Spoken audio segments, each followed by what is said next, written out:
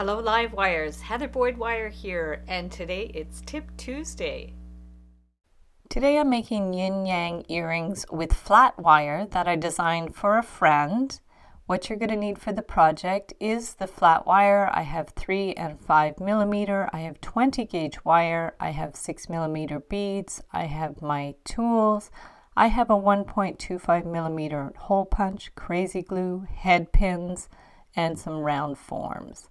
So I'm going to measure 8 and 7/8 inches of the 5 millimeter artistic wire. They have some beautiful flat wires in different colors. And then I'm going to take a highlighter and make a little curve in the wire. Just wind it around the highlighter, or you can use another round form. I traced out the shape, so I'm just going to trace it with the wire. And you could round out the end just gently. You don't want it too curved, just to follow the round form. So we're going to keep measuring it to that round form, and then we're making an S formation using the highlighter.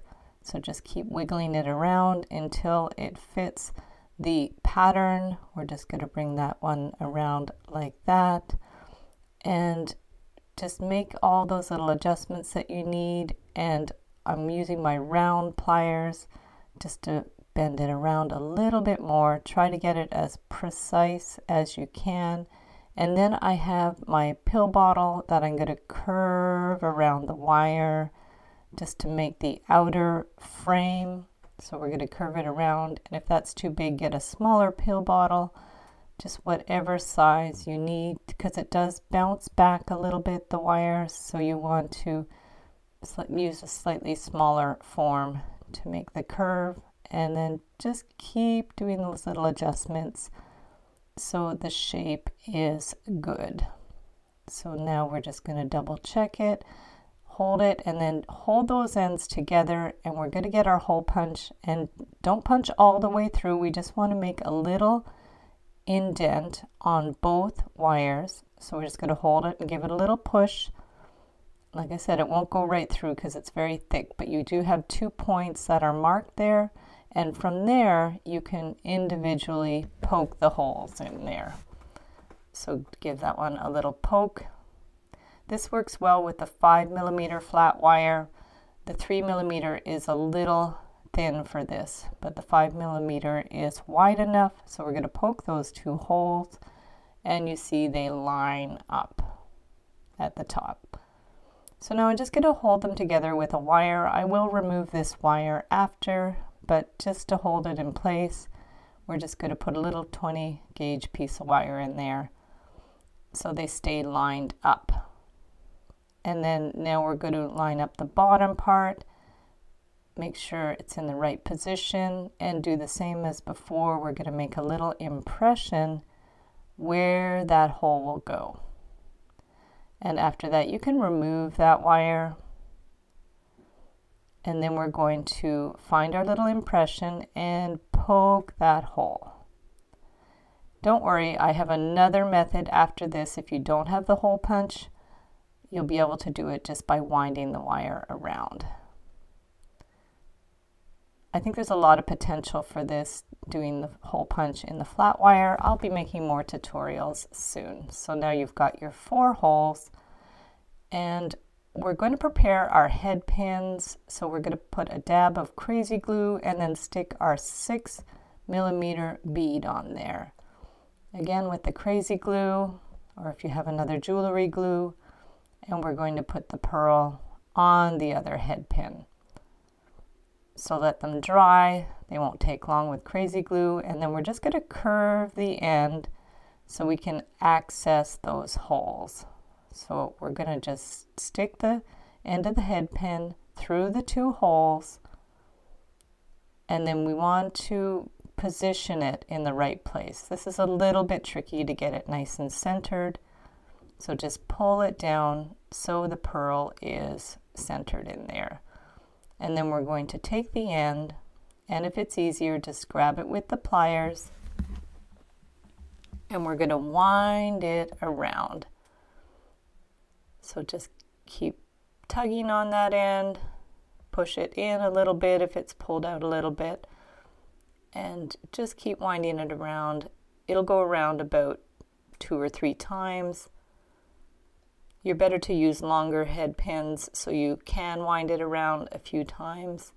So just bring it all the way around. Give it a good little pinch as you go, because you want it to be nice and firmly in place and hold in position. So just keep squishing it there in place. And there you have the first bead. It's cool because it looks like the bead is suspended. It was my friend that wanted a design like this. We weren't sure how to do it. We did a lot of back and forth of samples to get it to work just right. So now we're going to position the black bead, and the same as before, we're going to hold it in place and then take the end of the head pin, pull it with the flat pliers. These are the tweezer nose pliers from Ceron, and just slowly bring it all the way around. So if it was longer, we'd be able to make the loop at the top with this head pin, but you'll see after I'm going to add a piece of 20 gauge wire to make the loop at the top. So for now, we just want to get those beads attached and wind it around to hold in place. It really helps having the holes there because it keeps everything nicely centered and very securely in place.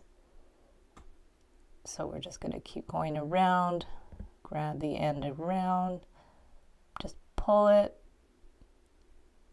and you can just tuck that little end around the side there. It really depends on how long your head pin is, and then we're just going to pinch it in place. So now we have our basic symbol there ready to go. We're just going to have to add a little loop to the top to hang it for the earring, but make sure it's adjusted properly. And then we're going to get a piece of 20 gauge wire, and for the first one I'm just going to make the loop first and then bend it on either side of the loop the width of the flat wire, curve the ends a wee bit, and then we're going to place it in between a couple of those wires of the head pin, place it in shape, and then we're going to bring the ends around. I'm not sure why suddenly my video got very bright, but that's my camera for you. Oh, there we go, back to normal. So we're going to keep bringing those ends around, and we have the loop at the top that is perpendicular to the piece. So you could hang this on a cord for a necklace. You could put earring hooks on it. The 5mm wire makes for a very large, chunky, and somewhat heavy earring. So it really depends on what you're used to wearing. But you can also make these without the holes with the 3mm wire. I'm going to show you that after. But this would make a really great statement pendant as well. So then we have those beads lined up, and there's our first yin yang. So now we could do a smaller one with the 3mm flat wire. This time I'm going to do the outer circle first. So there's different ways you can make this. We're going to wind it around, and I'm going to link up all my materials in the description of the video. You can get this flat wire on the Beadalon website or in their Amazon shop. So we're going to curve that around, flip it, and do the other part. Looks like an S. So very simple, basic starting point for the yin yang. And again, curve the end a little bit so it follows the circle. Do any little adjusting that you need. So now we're going to attach the head pin. We're just going to hold it on the surface because there's no hole in the wire. And then we're going to take the end of the wire with the pliers and wind it around as we did in the first one. So just keep winding it around about 2 or 3 times. Depends on how much wire you have in your head pin, and we're just going to give that a little pinch down to make sure it's secure. Now we're going to clip the end so it's flush there and give it a good little pinch. So now the black one, we're going to make sure it's on the same side. We just kind of flipped it over, so it's going to be both of them on one side, and we're going to bring the end around with our flat pliers. So just keep pulling. Now leave a teeny little space between each wind of the wire, because we're going to add the 20 gauge wire in between to make the bail. So we're just going to make sure it's nice and secure, give it a little pinch. You'll see the wires are spaced a little bit. Clip the end flush and do any last minute pinching in of the wire so it's secure. And now we have a 20 gauge wire that we're going to wind around. You'll see it goes in between the spaces of the head pin wire. That makes it more flat and more secure. And then we'll just clip that in flush with our flush cutters, pinch it in so it's nice and flat. And then now we're going to make the loop. So we're just going to bring that to one side, and then we're going to get our round pliers and wind it around to make the loop. So this time the loop is parallel to the piece, so it just depends on which way you want the loop to go. And then we're going to take the end and wind it around the other side. About 3 times is good, two or three times, and then we're going to clip it flush, pinch it down with our flat pliers, and then do any last minute adjustments. So there we have the 2 earrings. And then now I'm just going to make some quickie earring hooks. If you're making your own hooks, be sure to use silver wire. I use either Argentine silver, or you can use surgical steel, stainless steel.